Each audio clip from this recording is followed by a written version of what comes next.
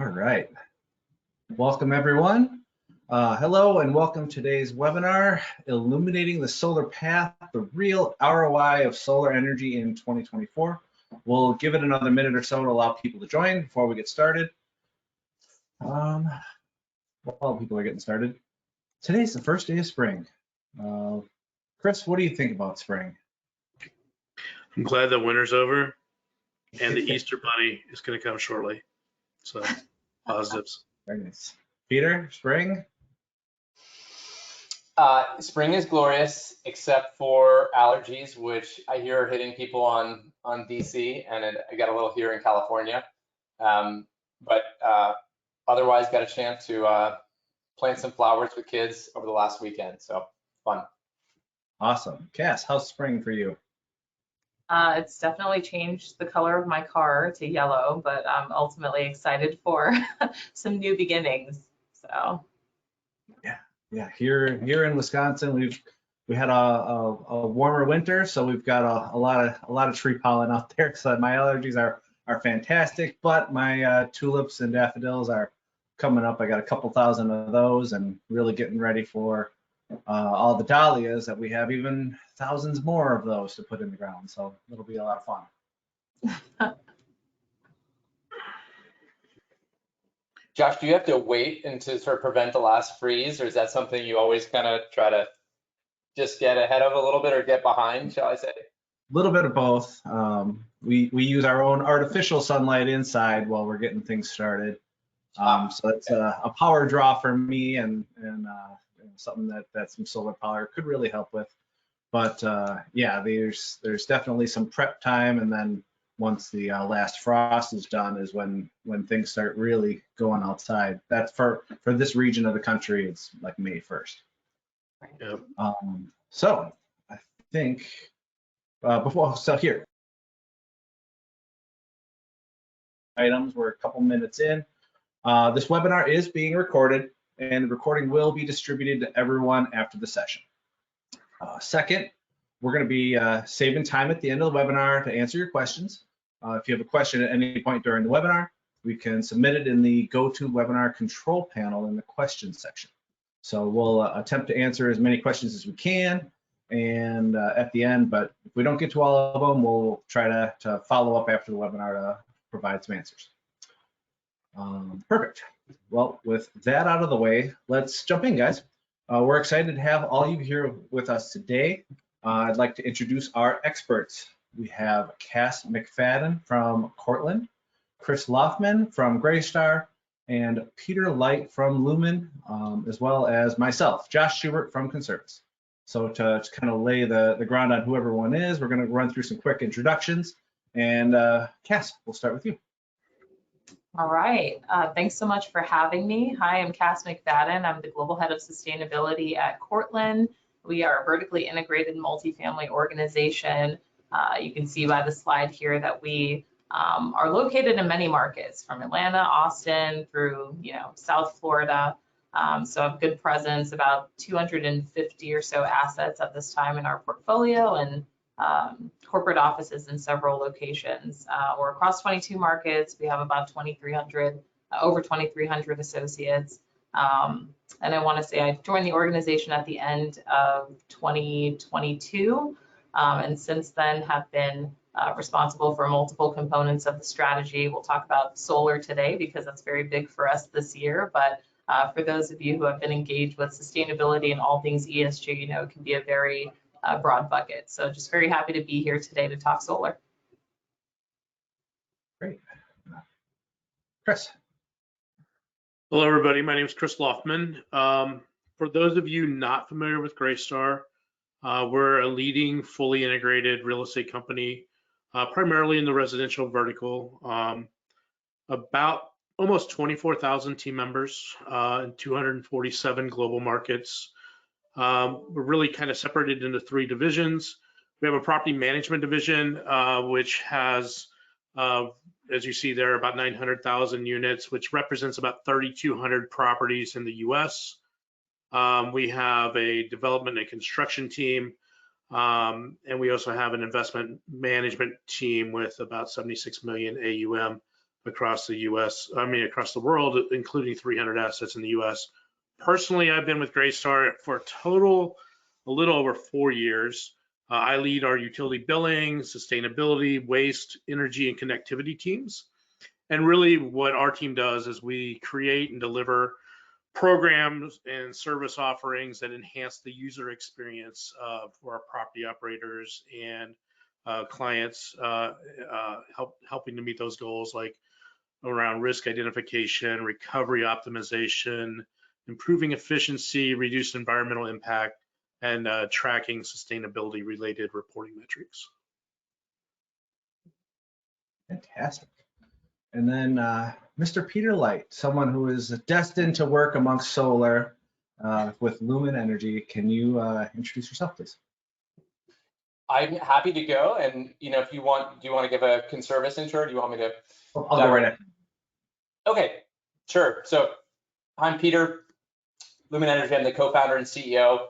We're out to make it simple for commercial real estate owners to discover where solar makes sense, solar and batteries, and then how to go execute at scale across hundreds of properties. So what we've seen is investors and tenants and regulators are pushing for cheaper green energy. And the great news is technology costs have made that now affordable and even very accretive and can add new net operating income to properties, but it's been complicated to go figure out. And that's why we're having a roundtable here, just have shared learnings and observations and discussion today. So you can click one more ahead. I think one other picture, maybe just to help fill in what we do, is we found that a lot of real estate owners said, I know there's solar, there's something here, but I've got Cass's case, 250 properties across the country, different states, different geographies. In Chris's case, thousands of managed assets. He mentioned the 300 owned assets. And what we find is that each building is a snowflake. And what's happened historically is people said, gosh, I found this thing over here or that over there, or this utility rate was confusing. And it was very hard to figure out how to scale. So what we did at Lumin is we spent the last 3 years developing software and bringing some of the best minds in building energy science, solar, utilities, energy project finance to just really underwrite every building with software and just build a full cash flow model for each one. And then just make that available and say, if you want to use your own cash, you can do that, or you can get third-party offers where it's third-party finance. So we can talk more about that, but today we really wanted just to have a discussion around what are the things that people see and what are the opportunities, what are the challenges when there's hundreds of buildings that could get solar and cut carbon and make money, but how do we get going and how do we start? Perfect. That scalability is definitely going to be what we're talking about today. A little bit on Conservice. So we're hosting the webinar today. We're one of the largest utility bill management companies out there. So there's a lot of work that we do amongst the utility bill management industry. I'm Josh Schubert. I'm our Senior Director of Energy Engineering here. I've been here for 15 years, and one of my primary items that I take care of are the Energy Star Awards for our customers. So the highest submitter of all Energy Star Awards amongst licensed professionals out there. So my slight claim to fame, but the solar piece that we're going to talk about today actually does work its way into the Energy Star program. So we'll kind of go from there. Along with the solar piece, though, I work amongst our ESG department. So we have all kinds of consulting and data tracking and ESG programs and fun stuff for all of our customers to take a look at. So great. Well, aside from that, what we'll do is kind of dive into some of our questions here. So let's start by getting to know the journey for each of you, Chris and Cass. Each of you has at least some interest in on-site solar as a scalable opportunity across the building stock that you either own or manage. What brought you or your organization to that point? Let's start with you, Cass. Yeah, absolutely. I think that, market signals obviously dictate a lot of what you do across the business, right? This is sort of any category that you're operating in, whether you're thinking ops, investments, whatever department you have. And so I think that ultimately we understand that there's a lot of sort of pointedly climate legislation, cascading across the markets. From there, it enables, certain regulations or certain signals to businesses regarding what might be the most beneficial ways to operate. What's been done before isn't necessarily going to be the path forward if you want to be very sort of financially savvy. So we think about all the categories that you benefit from with solar. There's cost savings, obviously, because you can bring down your electricity costs for, in our case, multifamily units, or thinking about the common areas. There's resilience that we do factor in, because if you are in a market that's particularly disrupted when it comes to, energy service, there's an opportunity there, and we can talk a little later about the combination of solar and battery, but just generally the independence that you get. Obviously, there's the environmental impact component. You can reduce your carbon footprint, which, again, as we're seeing a lot of legislation or regulations signal that, I'm thinking about building performance standards, right? Like signaling that you have to create more efficiency or operate more efficiently. There's that component. There are other components, valuation, which really goes into how much you're saving. It could be market demand. It could be a part of your, overall disposition strategy, but there's a valuation component, and then tax incentives as well. So there are so many levers that if you can kind of pull them all or get this puzzle right, you can see a lot of sort of benefits in your portfolio. So we don't want to exclude, solar from deeper integration in our portfolio. Great. Chris, you want to highlight maybe part of your journey? Yeah, I mean, many of the things that Cass just outlined are inclusive for us as well. To expand on the cost savings just a little bit, I mean, most of our assets are connected to the grid currently. And when you're connected to the grid, that means you're reliant on the grid, not only for the supply, but the grid also dictates the cost. By producing the energy on site, I'm able to kind of get a little bit more budget surety as far as what that cost is going to be. It almost provides a hedge against energy increases in the future if I'm able to produce it myself. On the environmental sustainability piece, I think something that's important to understand is not only the reduction in carbon that we generate when we do install solar, but also how we help the grid itself. A lot of people don't realize that whenever a power plant sends power that you need down the grid, there's a substantial amount of transmission loss, and almost up to 50% sometimes. So when we're able to produce it and use it on site, we don't have that as a factor. We're actually using what we produce. So if I'm able to produce on site, I'm able to actually reduce my burden on the community that our site is in. Again, Cass hit a lot of the big ones: energy independence, resiliency. The incentives have really improved with the IRA and other incentives, and there's a lot of utility programs out there as well. The regulatory requirements, particularly with the emergence of building performance standards that might require the reduction of carbon impact. Obviously, if I can reduce the carbon intensity of the energy at my building, then it puts me more in line with those laws, with those regulations. Awesome. Okay, well, similar question to Peter. You clearly have a passion for decarbonization of the built environment, or even the planet. How did you come to that? Well, let's see. I spent the last 20 years focused on commercializing breakthrough energy technologies, and was early at a company called Lumin Energy, which took some NASA technology and took it out of the lab in Silicon Valley and started to make an on-site power generation system. And this is 2005 or so. And we found that many buildings used electricity, and to Chris's point, that getting a bill from the utility, you don't have control of your costs. And we found building owners ultimately became our customers, like Walmart and Home Depot and AT&T, with lots of buildings around the country. They said to us, look, we just get a bill and it goes up 5-7%, and we can't choose that. There's one provider where we operate for many building owners. And so, I became passionate about finding ways to make it practical to decarbonize for large businesses. And then what that threw me into was the complexity of, just someone says, here's 100 or 500 or 1,800 addresses, which ones make sense?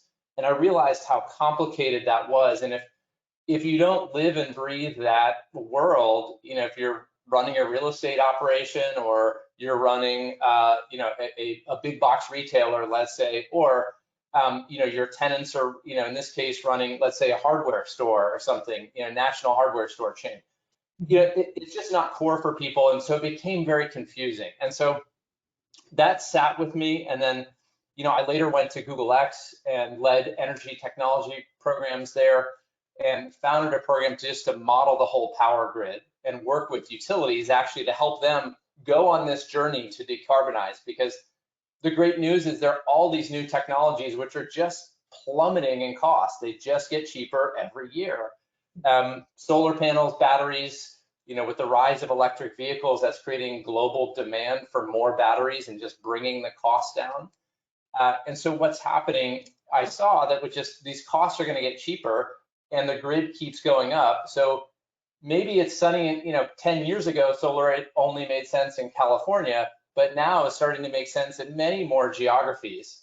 That's good, but the complexity still remained. If all these utilities are different, every bill from them, it's complicated to discern. And that's why, we're really pleased to just, have a dialogue with Conservice and Greystar and Cortland here, because what we're trying to do at Lumin is stitch together all the pieces, really just to give building owners the answer to say, here among all of your properties, here's the pathway to get started. So that's a bit how we, got into this. The one other thing I'll just add is that,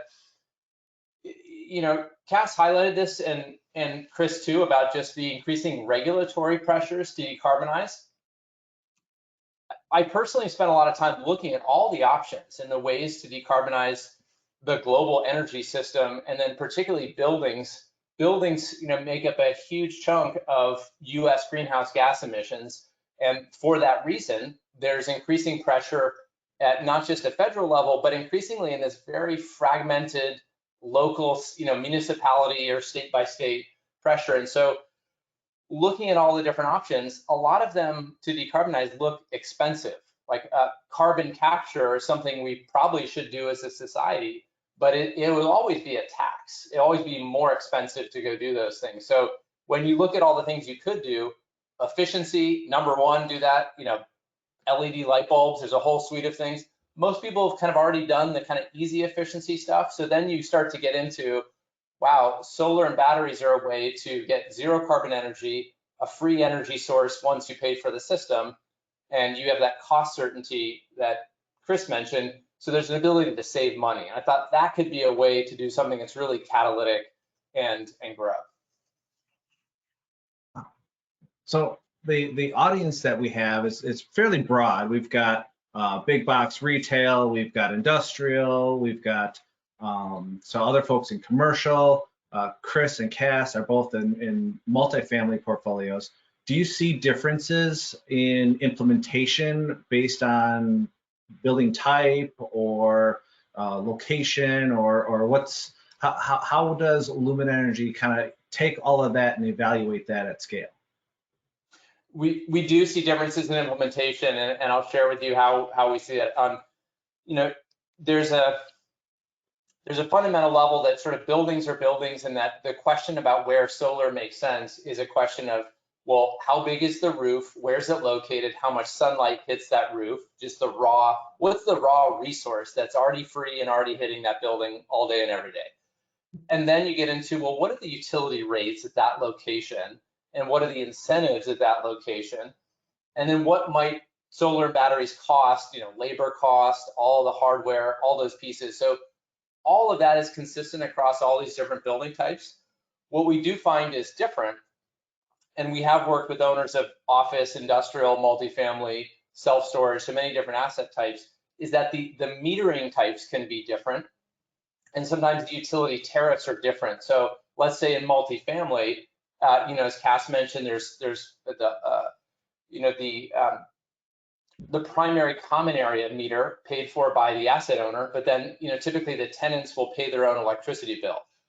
In some states, they're now allowing building owners to essentially sell power back to the tenants and give the tenants savings, as well as getting better economics for the solar system. So that's something that's specific to multifamily, and it's something that we take into account, that metering structure. In industrial, you typically have a different consideration where you have really big roofs usually, but then you want to know, well, what's the economic optimum of deploying solar? Because sometimes it doesn't make sense to cover the entire roof. You want to solve for what is the highest net present value, or internal rate of return, or IRR. And we've built software to sort of look at all these different system sizes and say, bingo, this is the one to go do at that building, given all the factors. Awesome.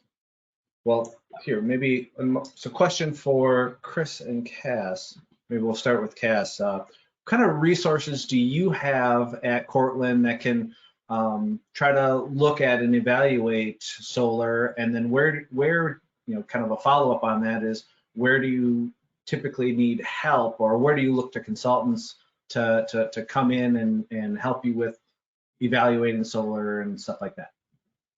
Yeah, absolutely. So, we are partnered with Lumin at this time to help us do a lot of that sort of due diligence and analysis. And I think it's been great to have, as Peter pointed out, a platform that can really consolidate the incentives, based on the location, kind of starting to spec and right size the opportunity, looking at MPV, IRR, all those things that you've listed. So it's great to have that resource. Internally, we have our investments team. We're getting really energized so that we can understand sort of by market, based on all the factors that you have to consider, what sort of realistically needs to be vetted, right? So you get sort of this long spreadsheet output as a result of your due diligence, and it says what each line might cost you or kind of get you in money. But having your team ask all of the questions of how much of this incentive is going to hold, what is going to impact the return period reasonably, having our operations folks really provide on the ground insights as to what's going on with your actual asset that might then impact the performance. Like, those are the types of inputs that you really need your internal team to provide in conjunction with what you're getting from, sort of your external consulting. And so I think it's been really a benefit to kick off this way, to have that platform, to at least honestly just have a talking point as well with your internal teams to say, hey, we've got a list, we've got a partner who's been able to spin up some of these numbers, and there might be some opportunity here. And then, equally start to point out what may not have a great IRR, so that you can put that on a list of later due diligence. That's been a good sort of starting point in terms of having a robust tool. Similar resources question to you, Chris. You have abundant internal resources to do all this analysis, or how do you look at the use of consultants and tools like a Lumin? Sure. I don't know anybody who has abundant internal resources actually in our industry, no matter where they're at. But I can tell you what we do typically is we will pilot various solutions to try to figure out what works best. At our scale, that becomes a challenge to try to find a solution that will work everywhere with every owner, with every client, particularly because solar historically is a project done at the building level. And that poses problems from a portfolio review standpoint. It actually even poses problems from a data collection standpoint, because when everybody has different software, different inverters, different information coming in, really just getting our arms around that data and understanding what the positive impact is when you put the solar in, you still need to measure that, you still need to verify that. So it becomes a challenge to try to find a platform that can actually interface with multiple inverters, I mean, earlier I mentioned, 3,200 assets. Could you imagine having every month manually logging into 3,200 different properties with a different username and a different password, manually pulling that in? I mean, that would be a full-time job in itself. So having some type of technology like Lumin provides that ability to go across different platforms and bring that into a common platform. Then we can sit down with an owner and say, here's what's happening in your portfolio with your buildings. There, well, even so, Cass, you mentioned the investments team. How are your investors thinking about solar projects and tracking their ROI? Yeah, I think in terms of how we're structured, investors want to understand that we're going to generate the return that was promised, right? And so there's a level of due diligence and transparency that we need to provide with anything that we do. And solar really is no different in terms of capturing what that return looks like and how it rolls up to ultimately, that top line performance, right? So I think really that's how they're thinking about it. The strategy can be up to us in terms of how we view solar or any other project that we're looking to integrate into the portfolio. But because this ends up being, one of the cons, I guess, for solar for the longest time, and Peter, you kind of alluded to this, was the high cost. And over time, that's coming down, like per technology, et cetera. But I think there's still, to some degree, a stigma in the market regarding high cost, space requirements, long-term maintenance, weather dependency. You could go on and on and on. And so to some degree, I think, there are a lot of investors who are savvy and understand more about the solar picture. And apart from the direct investment conversations, the capital that they're giving to the company, they are thinking separately about how do I sort of stay ahead of this picture? How do I understand what's changing in the solar environment? Because energy is not always considered a core competency of real estate, even though it so directly impacts, our bottom line. So I think investors are just more interested in learning how we are navigating, new incentives, new challenges. Maybe not so much the day-to-day process of like, okay, we do an audit, we assess the needs, like going down this whole line of things, but at the highest level, like how is this actually fitting into the returns picture that, again, we promised and kind of contracted for. Very nice. Josh, I'm wondering if I could turn it to you to see what, given you deal with all of the utility billing and, you see this from so many different building owners across the country. I'm curious, has this come up for you, just broader energy efficiency, decarbonization, solar among that piece? What do you see from your perspective? Couple things, actually. The building performance standards, the BPS things are popping up across the country, and those are increasingly asking customers to, or buildings to decarbonize and reduce that energy consumption. So that's very important. Tracking the data, solar with what the Energy Star program does for solar, it's not the easiest thing to track. You're looking at total solar generated, and how much is used on site and how much is exported back to the grid. So we need 2 out of those 3 variables in order to put it into the Energy Star program. And when the building's pursuing an award, the EPA reviewers are looking at the aerial views of these buildings, and they can see those solar panels sitting on there. So if we're not reporting solar being generated at that property, they see that and they start asking questions like, well, why aren't you reporting solar? Because it's not free energy. So that's kind of the neat thing about solar. If it's being used on site, that's great.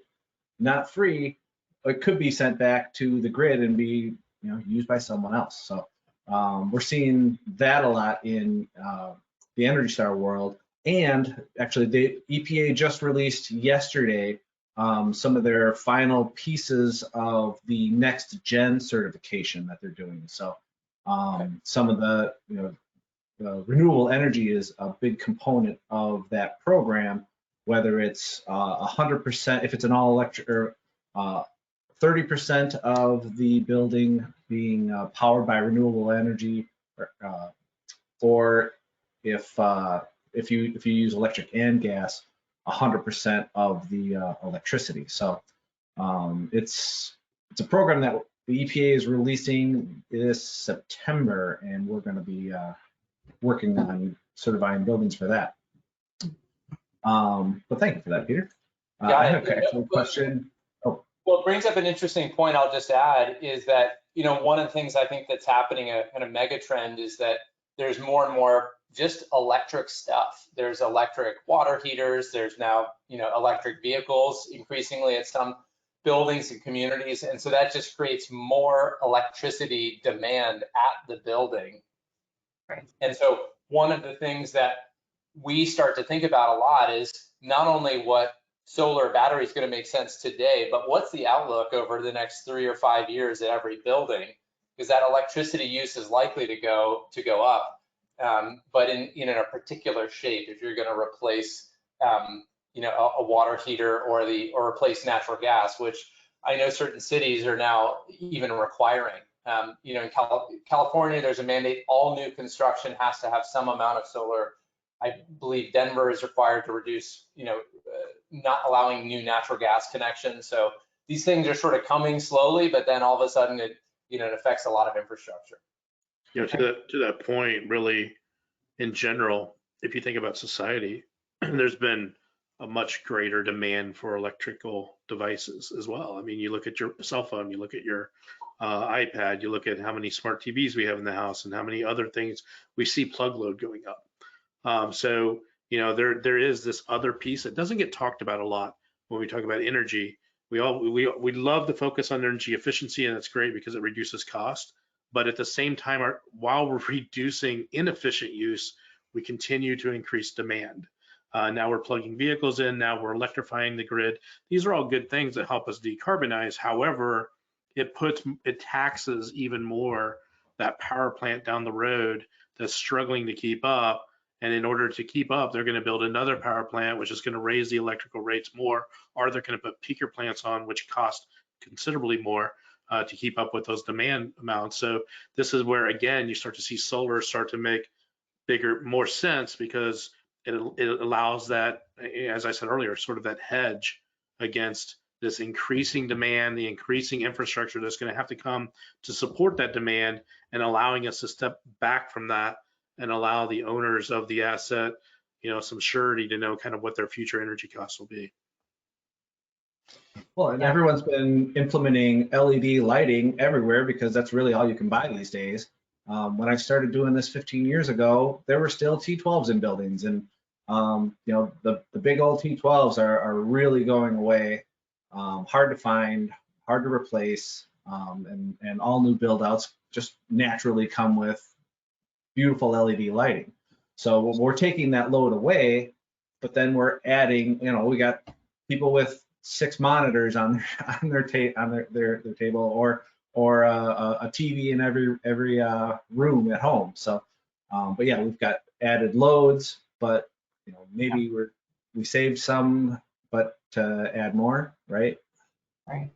Well, yeah. And I think to build on that, just the time. I'll just say, just to build on the point. If anyone here has been using ChatGPT recently, it just seems so harmless. It's just like you're interfacing with a website. There are a bunch of data centers, which are buildings with no windows, that are in places you don't see, that consume an enormous amount of power. And that is one of the mega trends that I think Chris was alluding to, is just the demand for electricity is going up and up and up faster than utilities or regulators have expected. And this is happening in Georgia, for instance, right now, where Georgia Power is the utility.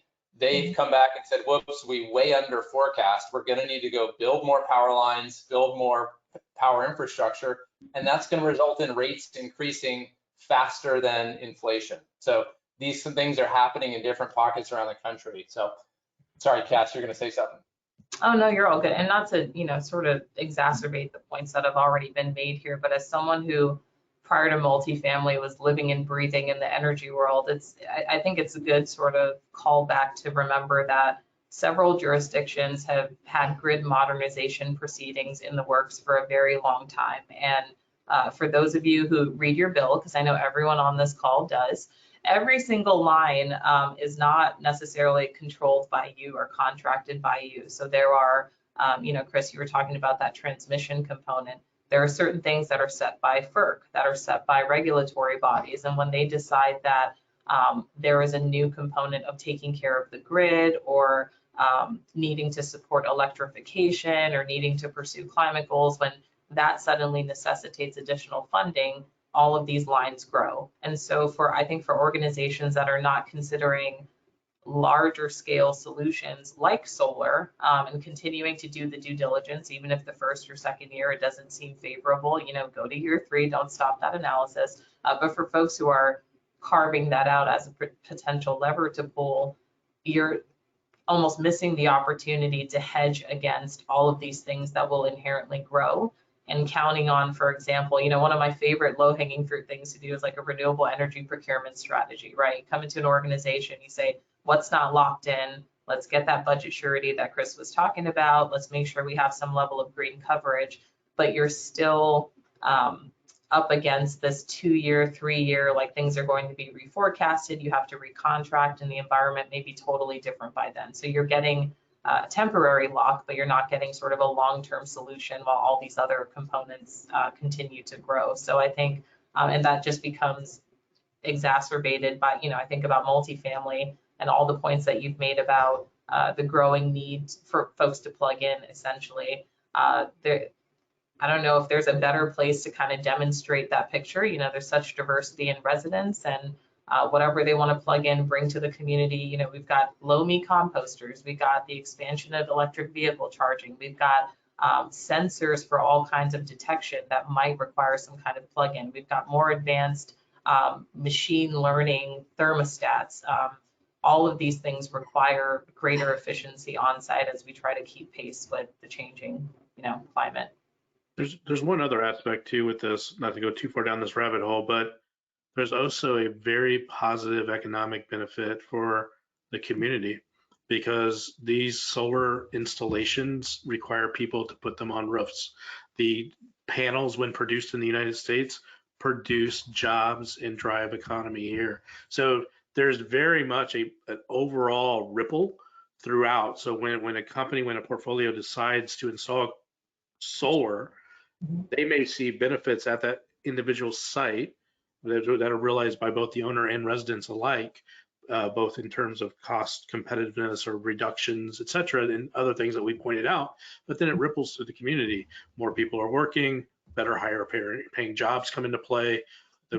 We start to solve for this whole demand of energy and where's it all going to be generated from. There are still issues with, timing and variability with when it's produced, but there's a positive ripple across. Really, it's kind of one of the few win-win-wins that are out there. Like that. Well, and earlier, Chris, you mentioned the various inverters. And Peter, could you maybe highlight some of the benefits of Lumin's Shine software? Sure, happy to. And I think this is something we saw early on, is that when building owners were considering solar, there's first just which buildings make sense, what are the economics, the Inflation Reduction Act, it's $500 billion in new tax credits, that sounds good, but how do I take advantage of those? And so we first focused on solving those issues, just to get people to say, at this building, there's $70,000 a year of new NOI, or 34,000, or negative, don't do it, just giving people the answer. So we started there, but then we realized that there wasn't very much focus on what happens after, once you get solar deployed, or solar and batteries, or solar batteries and EVs. All of a sudden you get in the world that Chris mentioned, where you have this portal proliferation of just all these different portals to monitor and report. And so we said, gosh, all of these devices are internet connected, but they're all connected in a different way. And that creates a lot of complexity for building owners, and particularly sustainability professionals on the back end, or asset managers who have to think about, how do I go report my performance? And so our approach has been to essentially, as these solar systems and battery systems are deployed, to deploy with them a sensor on site, and then we connect to that sensor, and it directly monitors the solar inverters. Like, think of the inverters like the brain that's deployed with each solar system. So we connect that and we get all that data to say, what was your energy use before? What was it after? What was the price before? What was the price after? What were the CO2 emissions before on that grid at your location in Kansas or Denver or Sacramento or, you know, Portland, Maine? And then calculate all that up so you just get a really simple summary of before and after. And this is to Chris's comment of just going beyond each of those portals, having one place, one pane of glass, so to speak. So that's been our approach to deal with that particular issue. In a similar vein, though, can you provide some insights into recent innovations and developments in solar technology? I mean, Yeah, a lot of us are familiar with the, like, you know, solar panels from, I don't know, 20 years ago, but are they any different now? I'm glad you asked, Josh, because it was something I was going to tie back to something you said about LEDs. It was at first, there's the whole change management and perception, but I'll come back to that. What's happening with solar panels is they are getting more powerful in terms of the wattage. So if a panel is just, you know, roughly, you know, one that you could hold like a big cardboard box, that used to be 280 watts, and then it was 320 watts, and then it was 440 and 450, and now 500. So basically in the last few years, you've got almost a doubling of the amount of power that can be made from the same set of material. What's also been happening is just to make that material, the costs have come down. So I actually saw this the other day in Germany, which is not a very sunny place, people putting up essentially solar fences.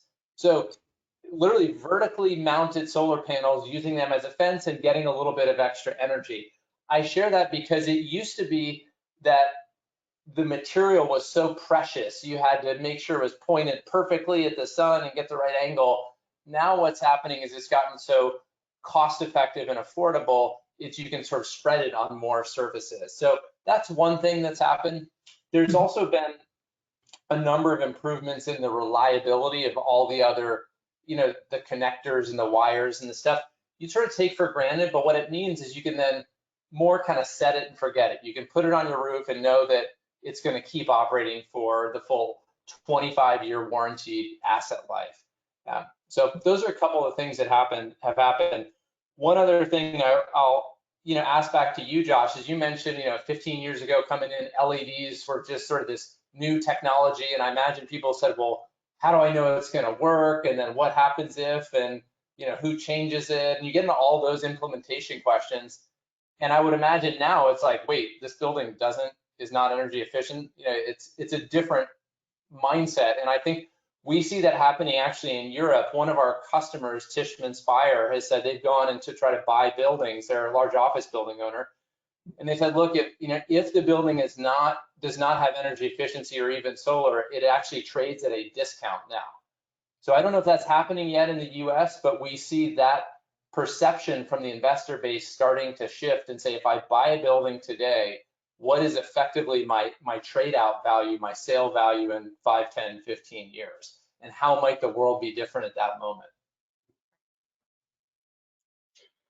Very true. I think, with the way Cass and Chris are evaluating this with their investment teams, that plays right along into looking at valuations and things like that. I mean, on the operations side, I've talked with chief engineers at buildings for decades now, and they're just struggling to keep up with regular maintenance and a lot of things. So I think solar isn't necessarily top of mind for a lot of chief engineers that are on site. But they're looking at their light bulbs and having someone changing light bulbs all the time. So I think I'm sure they love the fact that an LED will last 15, 20 years and not changing that out every 6 months. So before we get into our audience Q&A, any parting words from our illuminated panel? Chris, maybe you want to start? Any last thoughts? No, I mean, I think just like anything, you need to take a systems approach to this. You need to think about how it fits in. You need to think about how it's going to interact with other. You need to think about the data and how are you going to get it. So, you know, whenever you come to evaluate, like, I want to do a solar project, right? It's a lot more complex than just saying what direction does my roof face, right? I mean, Peter alluded to this earlier. I know, Cass, you sort of talked on this too, but there's a lot of components, and it gets into, like, what are the utility rates? What does the utility even allow me to do? How am I going to recover the cost of this? Am I able to help out the residents reduce their electric bills by sharing the power that I can generate with them potentially? Is there virtual net energy? Am I competing with community solar? There's a lot of things that need to be taken into effect. So you need to either have that in-house ability to analyze that, or work with somebody who can help you understand. And that's not even getting into the different types of financing, right? So am I going to use my own money? Am I going to borrow money? What's the cost of that money? And you know, other ways. Am I just going to rent out my roof and let somebody just pay me rent? And then you even get into, like, REIT structure, and can I even realize the income from this? So I mean, there's a lot of components that you need to think about, and it does help to go with it with eyes wide open, thinking about other potential things that could impact it, other than just shape of roof, direction that it faces. And to you guys? Yeah, I mean, parting thoughts on my side, as Chris mentioned, you need systems thinking. I would say pointedly at investments, you know, sort of investments analysis, like it's more beneficial to think about solar upfront as part of the utilities picture. Like, there's an opportunity, you know, Peter, you were mentioning that there are different parts of the world where that could negatively impact the valuation. And I think so often, you know, I've done a lot of utilities underwriting. Folks kind of take that as the cost and never see it as, like, graduating or lessening, et cetera. It's kind of just face value integration into a larger financial picture. But I think there's an opportunity here to achieve all of those things we talked about, you know, cost savings, environmental benefits, resilience, et cetera. And so thinking about the due diligence related to that at the outset can be really beneficial for the asset. And again, it's putting valuation up front, no matter where you are in the investments analysis process. Perfect. Peter, I do have an audience question for you, if that works for you. Sure, please. It's kind of a multi-pronged question, though. You know, can you just Stephen's looking to describe Lumin's process a little more. Do you offer on-site services? Do you just strictly look at aerial views? Do you spec out systems and refine them based on financial viability? And then lastly, do you assist in the bid process? So maybe kind of highlight some of that if you can. Sure, happy to speak to that. And I think, you know, Chris and Cass highlighted, it really is a systems approach, and a system requires kind of a holistic thinking of all the considerations here. And that's essentially where we've started at Lumin. We just take in every address so a building owner can see their portfolio.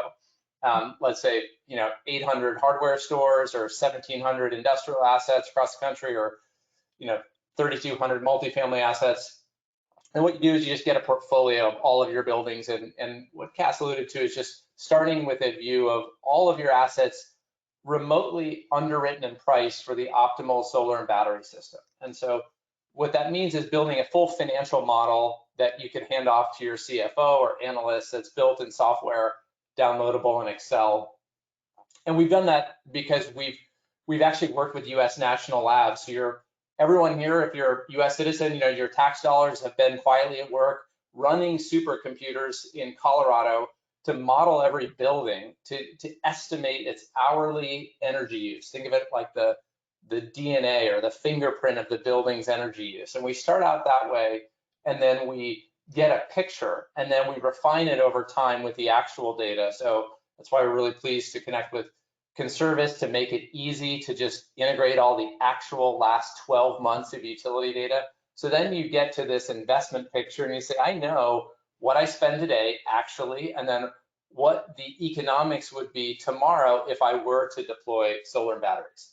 And you know that consistently across all the buildings. So we call that first phase, we call it select. It's the first phase of 3 in the Lumin platform. So once you identify the set of properties, we're like, great, this makes sense. My team wants to do it. My investment team has reviewed the financial model. My operations team or my asset manager said, yes, we can accommodate this on the roof. Then you go into next phase that we call act. It's a marketplace or a procurement process. So we get bids from a number of providers. It depends on whether you want to deploy your own capital or get third-party financing. We can do either of those.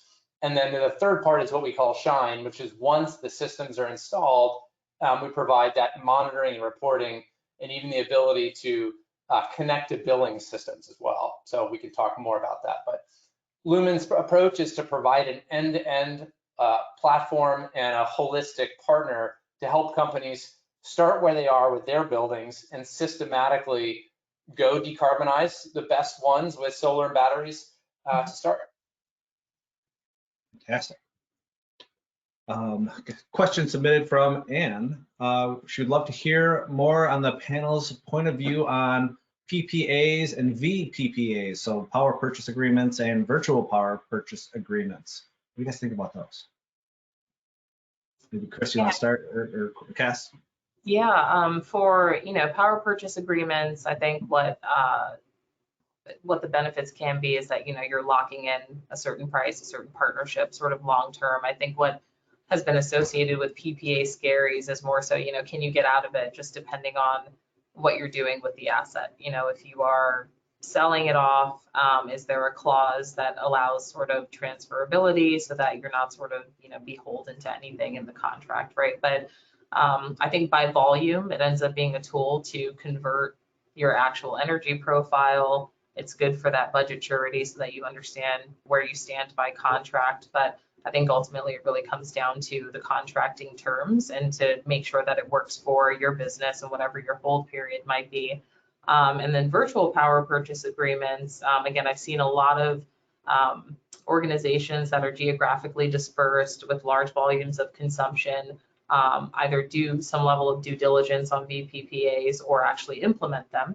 I think one thing to keep in mind up front is that, have your due diligence team, everyone from legal to accounting, especially your accounting folks, in on the conversations early on, and understand up front that as much as it could be beneficial in the long term to cover this load, this widely dispersed load, it is a financial transaction. And, you could lose out, you could win, depending on the contract. You'll always get the green energy, but determine what your financial targets are and make sure that you have the proper accounting in place.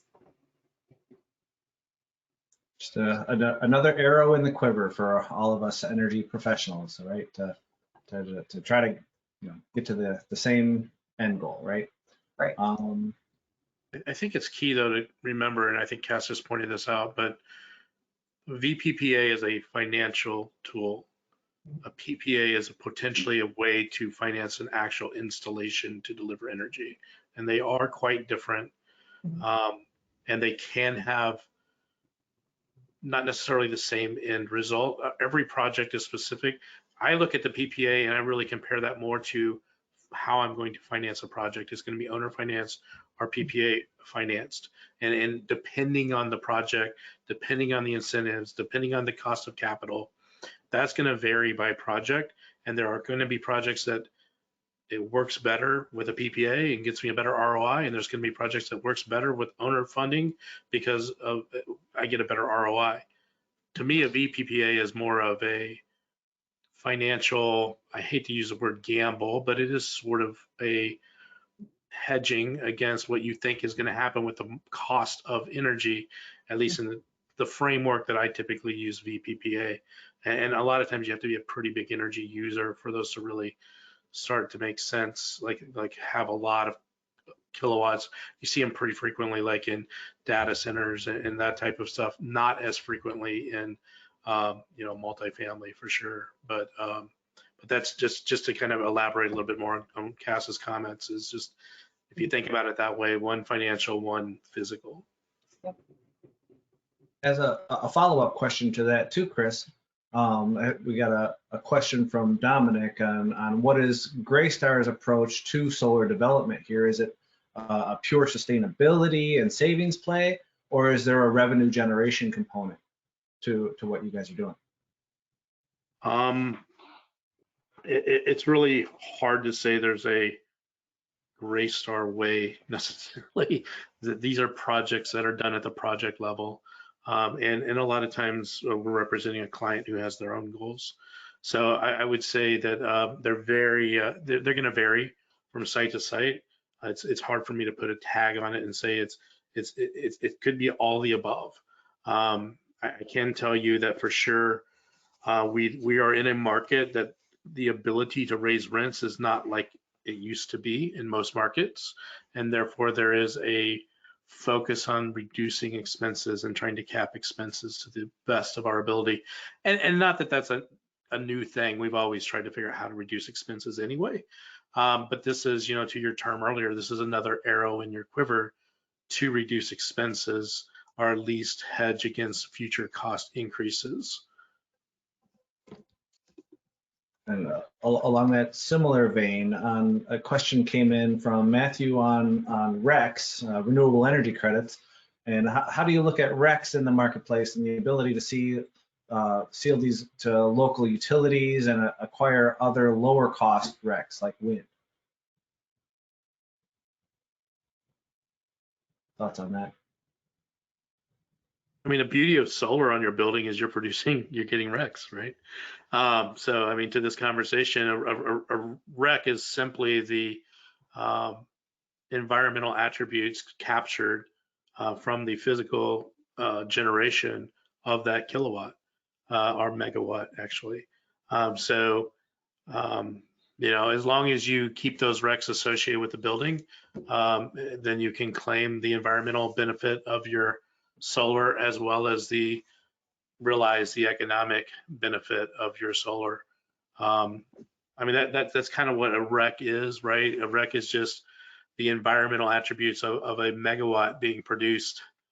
I think it boils down to more, what is the quality of the REC? And is it can you substantiate it? Is it certified? Is it E-Grid? Or E-Green, I think E-Green. Is it an E-Green certified REC? Like, can you track it? Is it real? That's where the value of a REC comes in. But again, the beauty here is you're actually creating a REC for every megawatt that you produce. So therefore, you can have the best of both worlds with solar on your building. Yeah, and I would add that RECs, we typically try to pursue them on our renewable energy contracts as something that covers the contract 100%.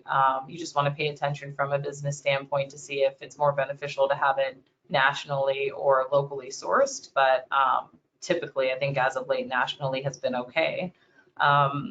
In terms of those bigger projects that we were talking about, PPAs, VPPAs, and the wealth of setups that you can have for solar projects, it's important to pay attention to who the REC will be allocated to. In some setups, developers want the renewable energy credit because ultimately, I think long-term projections are that RECs are becoming more valuable.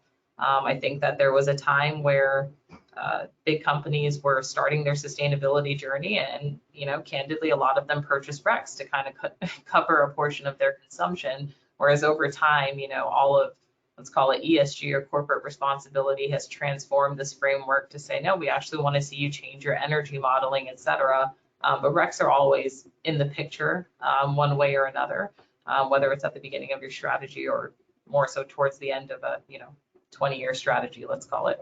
So one insider tip on that too: check your contracts.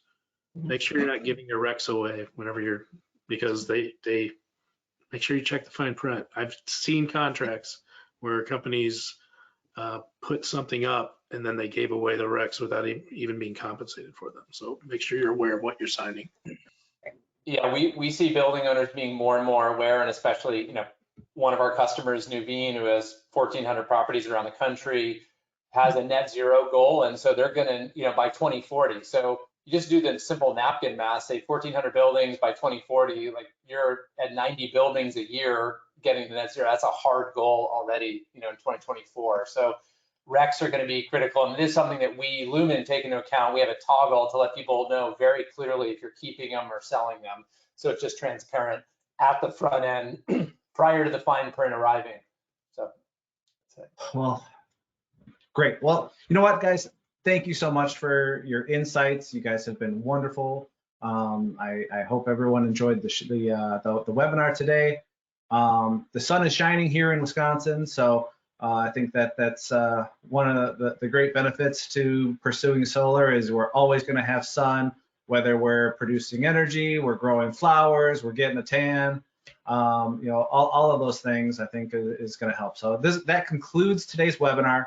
The recording will be sent out shortly. If you have any additional questions for our speakers, feel free to reach out. We're happy to help. Thank you so much for joining us. Thank you. Thanks, everyone. Thanks, guys.